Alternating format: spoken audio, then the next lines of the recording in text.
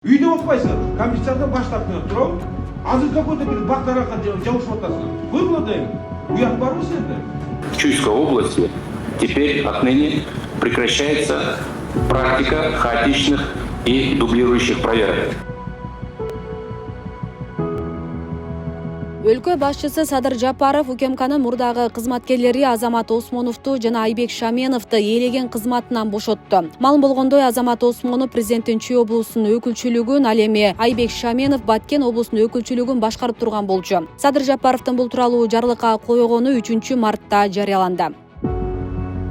Ушул эле күнү президент Осмоновдун ордуна Эркинбек Ашырбаевди Чүй облусунун өкүлү кылып тайындады. Ал эми Баткен облусуна Мамыржан Рахимов тайындалды. 51 жаштагы Ашырбаев 2017-2021 жылдары президенттин Чүй облусундагы өкүлүнүн биринчи орун басары болгон. Мамыржан Рахимов 2022 жылы Кыргыз-Тажик чек арасындагы жаңжалдан кийин президенттин Баткен облусун калыбына келтирүү боюнча өкүлү болуп дайындалган. 2022 жылы июнда атайын кызмат Рахимовдун дипломун жасалма деп шек санап, кылмыш жаза кодексинин 379-беренесинин 2-бөлүмү дипломдорду жасалмалоо менен кылмыш ишин козгогон. Бул иш боюнча Рахимов өзү комментарий берген эмес. Кийинки жагдайы кандай болгону белгисиз.